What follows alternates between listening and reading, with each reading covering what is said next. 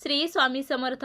तुमच्या सर्व इच्छा आकांक्षा पूर्ण होत असे स्वामी महाराजांच्या चरणी प्रार्थना करते आणि आजच्या एका नवीन व्हिडिओला सुरुवात करते.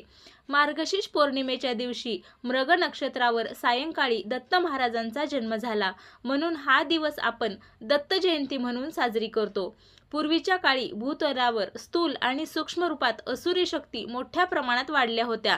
त्यांना दैत्य म्हटले जात असे. देवगणांनी त्या असुरी शक्तींना नष्ट करण्यासाठी वेगवेगळे प्रयत्न केले, ते असफल झाले. तेव्हा ब्रह्मदेवाच्या आदेशानुसार वेगवेगळ्या रूपात दत्त देवतेला अवतार घ्यावा लागला. त्यानंतर ते नष्ट झाले. तो दिवस दत्त जयंती म्हणून साजरा केला जातो. दत्त जयंतीला दत्त तत्व हे पृथ्वी तलावर नेहमीच्या तुलनेने 1000 पटीने कार्यरत असते. या दिवशी दत्ताची मनोभावे उपासना केल्यास दत्त तत्वाचा जास्तीत जास्त लाभ आपल्याला मिळत असतो. या दिवशी तुम्ही काही प्रभावी सेवा किंवा उपाय केल्या तर ते खूप प्रभावी ठरतात. आणि त्या सेवा आणि उपाय कशा पद्धतीने करायची याची विधिवत माहिती मी तुम्हाला या व्हिडिओमध्ये सांगणार आहे. तत्पूर्वी तुम्ही जर माझ्या चॅनलवर नवीन असाल तर माझ्या व्हिडिओला लाईक करा, शेअर करा आणि सबस्क्राईब करा.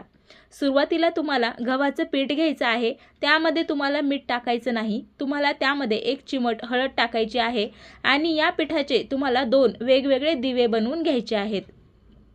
या दिव्यामध्ये तुम्हाला तिळाचे तेल टाकायचे आहे. तसेच तुम्हाला 2 अखंड लवंगा घ्यायच्या आहेत. लवंगा कुठेही तुटलेल्या फुटलेल्या घ्यायच्या नाहीत. त्यानंतर तुम्हाला 2 हिरवी विलायची घ्यायची आहे. या 2 हिरवी विलायची आणि 2 लवंगा तुम्हाला दिव्यामध्ये टाकायच्या आहेत. त्यानंतर तुम्हाला दिवा प्रज्वलित करायचा आहे. या दिव्याला तुम्हाला आसन द्यायचं आहे. एक प्लेट घ्यायची आहे. त्यावर तुम्हाला मुठभर तांदूळ टाकायचा आहे. त्या तांदळावर तुम्हाला 1 रुपयाचा शिक्का ठेवायचा आहे. या शिक्क्यावर हळदी आणि कुंकू लावून घ्यायचा आहे. त्यानंतर हा दिवा तुम्हाला त्या शिक्क्यावर ठेवायचा आहे आणि हा दिवा तुम्हाला देवघरामध्ये देवासमोर ठेवायचा आहे. डोळे बंद करून दत्त महाराजांना तुमच्या मनातील इच्छा सांगायची आहे. जे काही कठीणातील कठीण इच्छा आहे ती तुम्हाला दत्त महाराजांसमोर किंवा स्वामी महाराजांसमोर सांगायची आहे. माझ्या घरामध्ये पैसा येतो पण तो स्थिर राहत नाही. माझ्या मुलाची शिक्षणामध्ये प्रगती होत नाही. माझ्या पतीची व्यापारामध्ये प्रगती होत नाही. माझ्या घरावर सतत संकटे येत आहेत. हे संकटे दूर होऊ देत अशी इच्छा श्री दत्त महाराजांना बोलून दाखवायची आहे. आणि हा दिवा तुम्हाला त्या दिवशी रात्री 12 वाजेपर्यंत प्रज्वलितच ठेवायचा आहे. जर तो चुकून विझला तर त्याला परत प्रज्वलित करायची गरज नाही.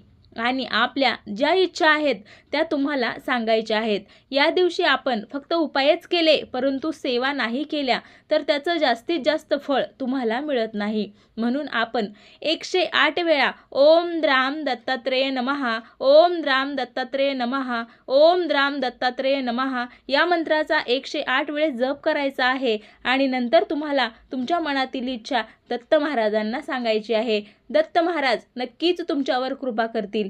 श्री